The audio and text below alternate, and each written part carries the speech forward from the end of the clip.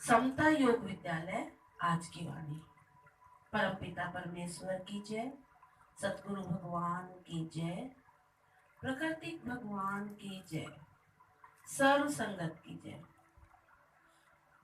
सतगुरु भगवान ने बताया हमें कौन जागृत करता है। भगवान को भी जवाब दो कि क्या मांगू, कुछ स्थिर नहीं। उसने माया, पुत्र, पति देकर तुमसे धोखा किया, जानबूझकर खड्डे में डाला। पर गुरु ऐसा मिला जिसने पहेली को ही सुलझा दिया। गुरु ने काटी ममता मेरी, सपने में यानी स्वप्न में हम बड़बड़ा रहे थे। गुरु ने आकर जगाया कि सपने के पदार्थ का क्या जागृत, उसको क्या याद करें। वे कौन सा दुख देंगे। सन्यासी दुनिया को सच समझकर त्याग करता है, इसलिए मन बाद में रोता है कि नाटक यानी कि बेकार छोड़ा। अब कौन पति जैसी रोटी खिलाएगा। मतलब हमारी घर में हम लोग सोचते हैं कि अब हमें कौन खाना खिलाएगा। ये अब कोई भी परिवार में से कोई भी स्त्री घर से चली जाती है तो घर का पूरा ही काम डोल जाता है। तो बेकार घर छोड़ा, दर दर पर भीख मांगनी पड़ी। शुक्र ध्वज ने राज्य छोड़ा, चुड़ाला को छोड़ा तो सब याद था। ये छोड़ा, वो छोड़ा, सब छोड़ा, पर शांति नहीं मिली। राजा भर्तरी ने भी रोया, सच समझकर छोड़ा। थूक में हाथ डाला कि यह लाल है, पर हमने जागृत में छोड़ा है तो खुद ही छूट गया है। कोई सच झूठ को जानकर सच में टिक कर झूठ को झूठ समझकर फेंकता है। कभी पछताना नहीं पड़ेगा। मिथ्या का त्याग करेंगे, केवल मिथ्या को मिथ्या समझो, भले सब कुछ छूटे। छोड़ने की कुछ भी जरूरत नहीं है। तुम जागृत जगदीश समझो, अपने में छोड़ने से सब कुछ त्याग हो गया। अपनी मैं को छोड़ोगे तो, और मैं को पहचानने से सब कुछ मिल गया कि ये सब ही तो है। इस मैं की पहेली पूछो, अहंकार में ही सारा जगत खड़ा है। मैं मिटाओ तो जगत है। भगवान ने आज भी बताया सुबह की वाणी में कि हम जब तक अहंकार का त्याग नहीं करेंगे तब तक हमें अपने स्वयं की पहचान नहीं होगी। जब तक हम जगत में ऐसे ही आना जाना, सत्संग में आना जाना करते रहेंगे तो उसका कोई फायदा नहीं होगा। जब तक हम अपने आप को नहीं बदलेंगे। सबसे पहले हमें अपने आप को बदलना है।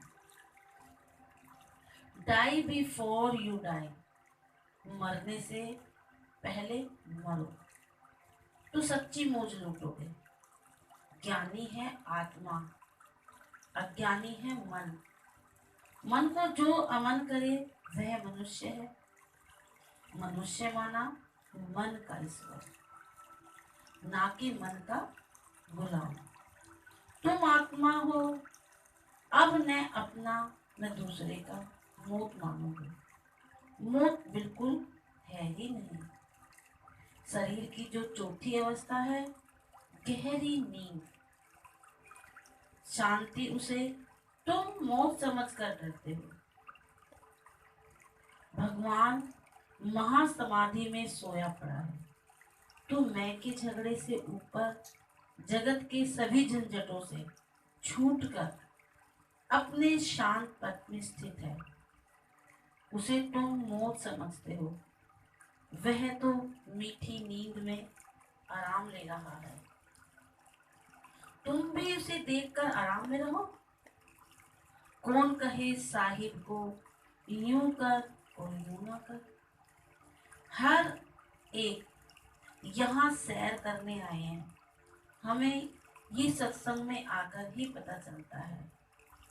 यहाँ आकर झूठों के साथ दुखी होना पड़ता है।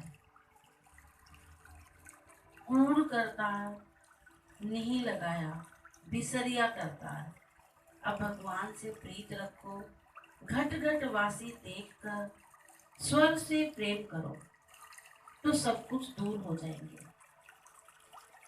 कोशिश करो सब कुछ भुलाने की, विस्मृति में ही सच्चा आनंद है। क्या देखते हो, किसे देखते हो, और देखो तुम सिरंजनहार को। जिस दिन ज्ञान सुनकर घर जाते हैं, मनन करते हैं, उस दिन सारा शरीर निर्बल क्यों हो जाता है। सो यही वैराग की अवस्था है। पहले अज्ञान में जीव में पशुबल यानी शरीर का अहंकार रहता है। इस पशुबल में फूल कर चलता है, पर जब ज्ञान सुनता है कि कुछ भी नहीं है, मैं ना, तो वह झूठी हस्ती, मन की हस्ती गुम हो जाती है, तभी निर्बल हो जाता है। अब मेरी कुछ भी नहीं चलेगी, मन की राजधानी लुट जाती है। इसलिए मन की कमजोरी है। एक बार जब झूठी हस्ती गायब होगी, तभी सच्ची हस्ती आएगी, यानी बाहर नहीं आएगी, अंदर में प्रकट होगी। शरीर इसलिए भी निर्बल होता है क्योंकि सारा जगत मिथ्या, झूठ नजर आता है कि ये क्या है। और जब हम सत्संग में आते हैं तो इस झूठ का पर्दा अलग होता है। तब पर्दा उठता है तो पता चलता है कि वाकई में हमने इतना समय कैसे इस झूठे जगत में, मिथ्या जगत में बिताया। और जब पर्दा हटता है तो मैं मेरे की दुनिया से बाहर आते हैं और एक जीवन आनंदमय हो जाता है। और उस आनंद में जीवन में ऐसे लगता है जैसे कुछ है ही नहीं, कोई बुरा है ही नहीं, सब अच्छे हैं भले मन के वास्ते, कोई बुरा नहीं है। और